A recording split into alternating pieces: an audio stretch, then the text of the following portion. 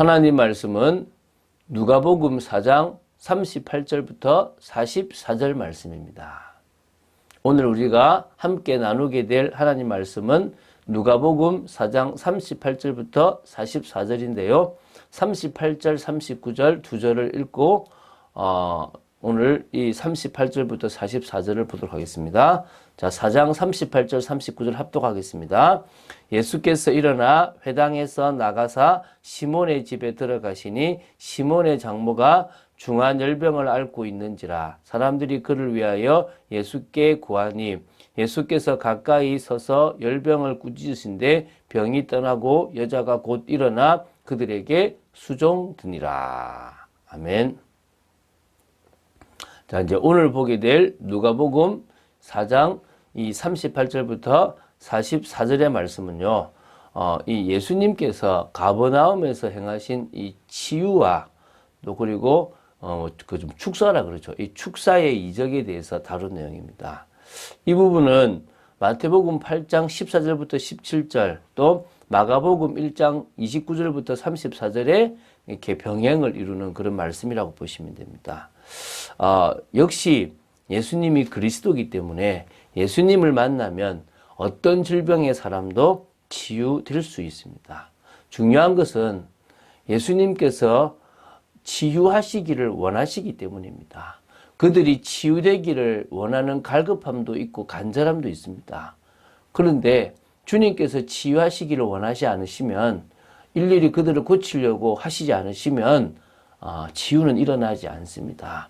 어떤 의미에서는 주님께서 내가 고치기를 원하노라, 내가 낫게 하기를 원하노라 이런 말씀을 많이 하십니다. 그래서 원하시면 제가 병에서 낫겠습니다 이래요. 하실 수 있으면 해주십시오 이 말이 아닙니다. 그러니까 예수님이 할 수 있거든이 무슨 말이냐, 믿는 자에게는 능치 못할 일이 없다라고 말씀하셨거든요. 그래서 우리는 기도를 바꿔서 주님이 저를 고치시기를 원하신다면 저는 낫겠습니다.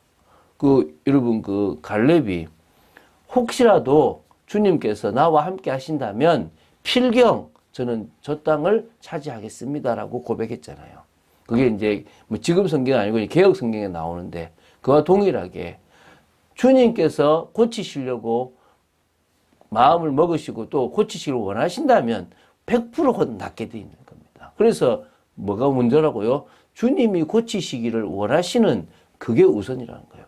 이 사람은 병이 나아야만 예수 믿겠구나. 그럼 병 낫는 거예요. 이 사람은 병 나으면 예수 안 믿겠구나. 그럼 안 나을 수도 있는 겁니다. 왜? 중요한 것은 우리를 예수 믿게 하기 위한 거지. 뭐요? 병 낫는 게 목적이 아닙니다. 사람들은 병 낫는 게 목적이고 사람들은 문제 해결이 목적이지만 하나님은 우리가 만든 이 문제와 갈등과 이 여러 질병을 통해서 정말 구원의 축복을 누리게 하시는 것이 당신의 목적임을 기억하시기 바랍니다. 자, 한번 보겠습니다. 자, 38절, 39절을 먼저 보겠습니다. 자, 이 가버나움에 해당해서 나오신 예수님께서는 이제 가버나움에 있는 베드로의 집에 들어가신 겁니다. 이 베드로는 원래 어디 쓰냐면 가버나움에서 이 북동쪽으로 이게 북동쪽 방향에 있는 벳세다에 있었던 그 사람이에요. 이게 요한복음 1장 44절에 나와요. 그래서 여기에 있었는데 언제인지는 모르지만 거기서 가버나움으로 이주를 한 것 같아요. 결혼을 해서 그런지 어떤 시기든지 이주를 하게 됐고요. 그리고 그는 아마 남편을 사별한 장모를 자기 집에서 이렇게 같이 이렇게 살면서 모셨다고 이렇게 나옵니다. 그래서 당시 장모가 중한 열병으로 고생을 하고 있었습니다. 자, 이 마태와 마가는 시몬의 장모의 그 병을 그냥 단순하게 그냥 열병이라고 이렇게 기록하고 있는데 의사는 조금 더 해서 중한 열병이라는 표현을 썼어요. 좀 아마 의사니까 조금 더 되지 않았나 싶은데요. 이게 이제 40도 가까운 고열이 동반되고 몸이 운신하기 어려운 병인데요. 습한 갈릴리 호수 인근에서 자주 발생하던 이 풍토병이라고 보시면 됩니다. 그래서 어떤 사람들은 당시 시몬의 장모가 마귀의 압박으로 인해서 질병의 고초를 겪고 있다고 보기도 합니다. 그 근거로 예수님께서 열병을 꾸짖으시니 병이 떠나갔다라는 표현이 있어서 그러지 않았나라고 이렇게 보기도 합니다. 뭐 어쨌든 주님께서 병을 치유하신 사실입니다. 그죠? 사람들이 이제 그를 위해서 예수님께 간구하였고 예수님은 병을 치료하십니다.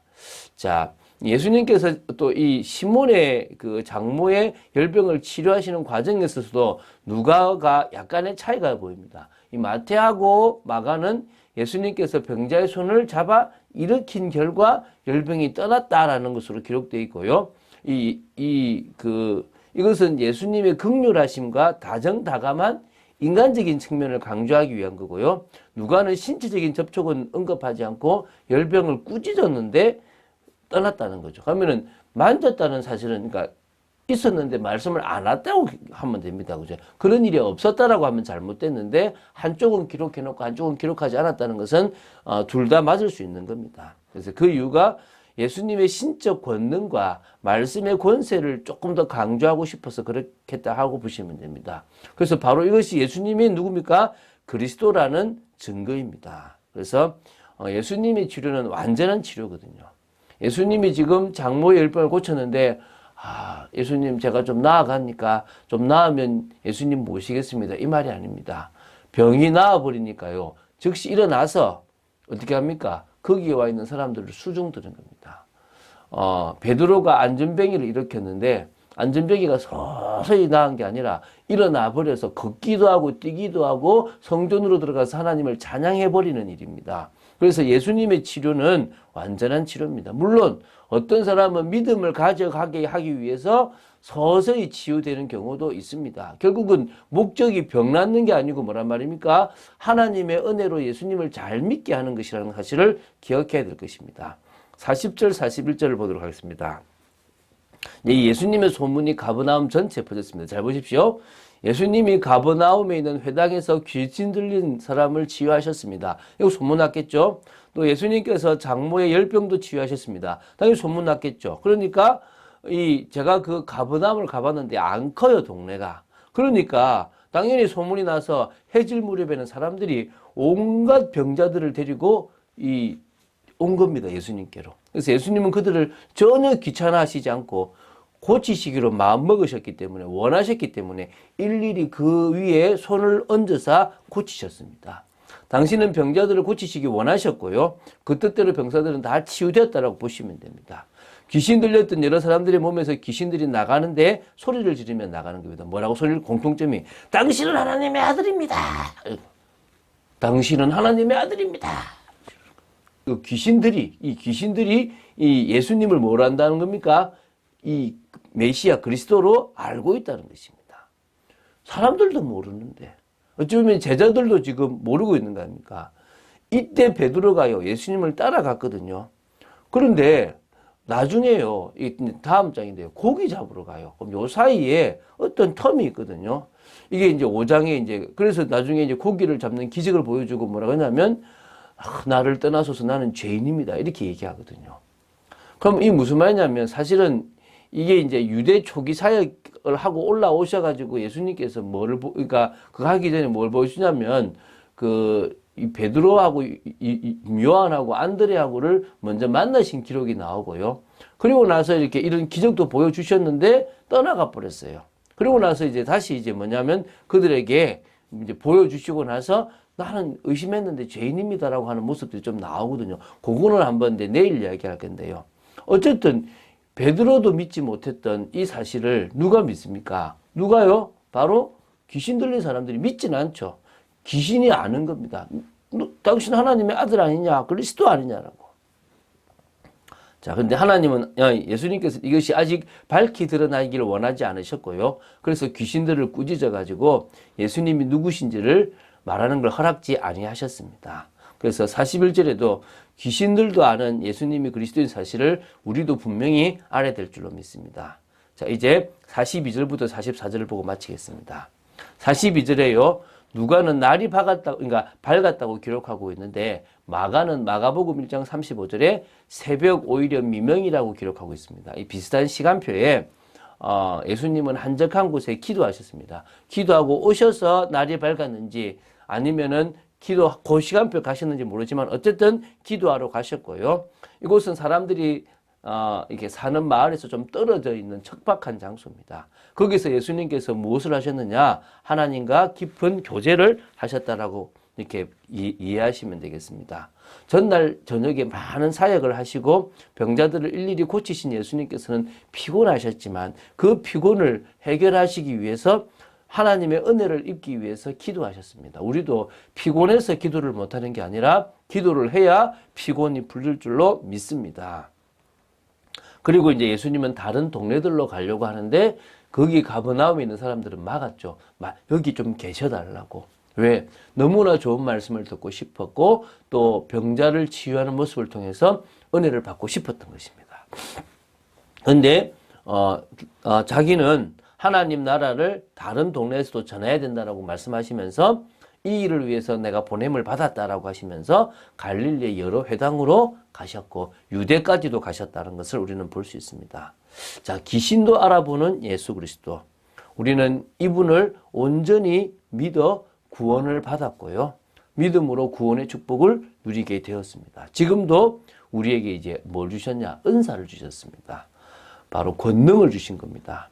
병든 자에게 손을 얹으면 낫고 또 귀신 들린 자도 치유할 수 있는, 그래서 우리가 현장에서 믿음으로 그 권능을 사용할 수 있는 축복을 허락하셨습니다. 믿습니까? 사용하신 여러분 되시기 바랍니다.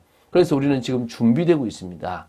기도의 사람으로 준비되고 말씀의 사람으로 준비되고 전도자로 준비되고 있습니다. 그런 준비가 되어지시고 하나하나 기도로 풀어가는, 그래서 우리 지금 응답도 기도로 풀어갈 것이고요. 모든 것을 기도로 풀어가고 같이 나눌 것입니다. 그런 축복을 나누게 되기를 주 예수 그리스도 이름으로 축원드립니다. 주는 그리스도시요 살아계신 하나님의 아들이심을 고백합니다. 오늘도 예수님이 그리스도라는 사실을 보았습니다. 병자가 병을 낫게 되는 모습입니다.